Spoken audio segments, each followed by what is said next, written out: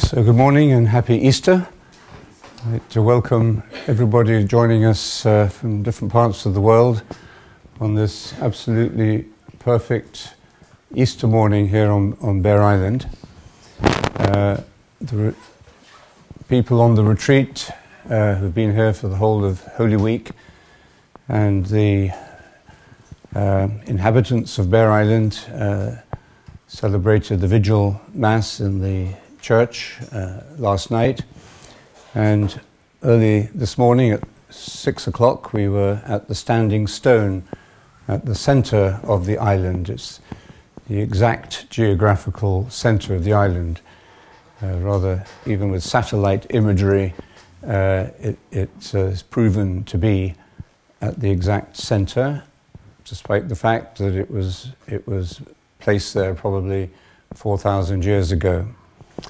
So it's a mysterious place and a beautiful spot on the island where we gather just before dawn, just before sunrise on Easter Sunday during these retreats. And this morning it was a magnificent morning. And as the light got stronger and more golden, you realize that something special is going to happen. And although it's happened every day from the beginning and will happen every day until the end, it's still special every day.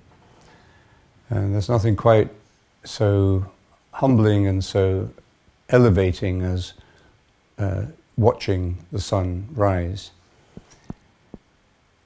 The golden light that it gets stronger and stronger, then it becomes really dazzling, blinding light really, is of course the great symbol of the risen Christ. And it's a perfect symbol because the sun rises and sheds its light on everything and everyone. And it transforms everything. It gives color and texture and reveals the true nature of everything around us, the people around us and the country around us, the sea, which of course we can are barely aware of in the dark. And it's a perfect symbol of what happens when we open ourselves to this light of consciousness, to the light that is God. And everything in the world rises with it, really, comes into the fullness of being, the fullness of texture and color. And it's interesting that it should be gold.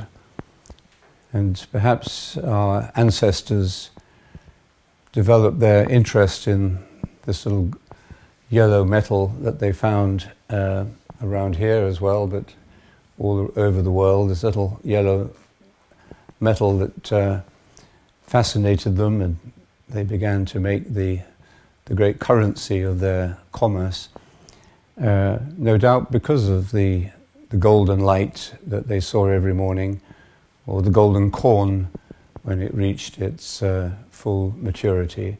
So gold has always been this color of life and fullness.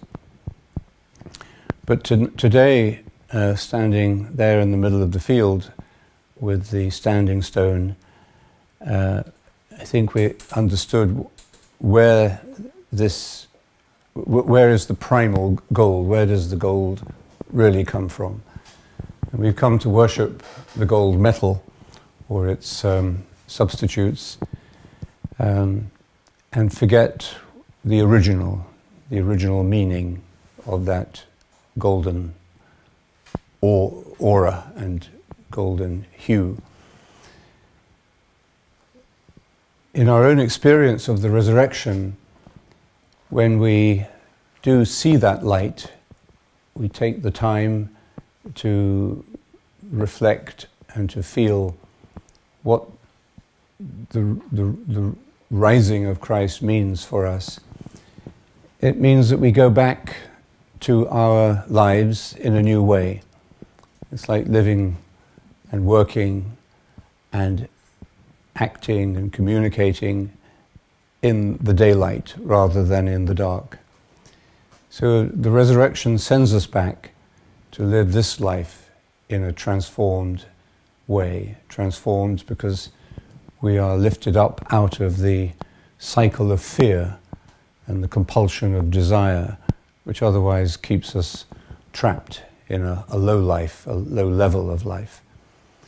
And it's a wonderful thing to place that great natural symbol of the rising sun beside the great affirmation of faith that we make that Christ is risen, and to see what difference that can make to the way we live. Meditation, I think, comes into our life at a precious moment. Perhaps it should come into the lives of people much earlier. I was just talking to one of our people on retreat here a few minutes ago who tells me that she's a principal of a school here in Ireland, and a school of 500 children that meditate regularly together and have come to love it and to clearly show the benefits of it. So perhaps we could envisage a world that would be more in conformity with the true meaning of the light of the world, if we could be introduced at a much earlier stage in our life to this gift of meditation, which of course helps us to find that light within and to live by it. But if we come to meditation at any stage in our life, I think we can sense that that light within is the same light that surrounds us and that we find in other people. Meditation doesn't sort of just speed up the process, it makes us aware of the process itself, and it makes us aware of the naturalness of the process. We live in an artificial environment today, use electric light, but to just take a few minutes as we did today to be standing in awe and in delight at the real meaning of light and the naturalness of that light transforms the way we live. So we're going to meditate now, and then we will, after meditation, we'll have a couple of little events. We're going to sing a song that Vince has written, and we're going to also listen to some haikus, and we'll read the Gospel of the day. So let's take a moment to gather ourselves.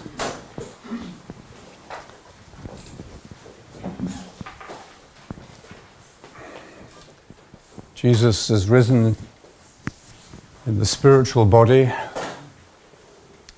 We are very much in the physical body. So let's take a moment to respect our body, which will one day be raised as His is into its full spiritual glory. Let's respect that body by adopting a posture that is comfortable and alert, relaxed, yet awake. Close our eyes lightly and move into that stillness which allows the light to rise. And then to say our word with faith and with love. And the word I recommend is Maranatha. Ma-ra-na-tha.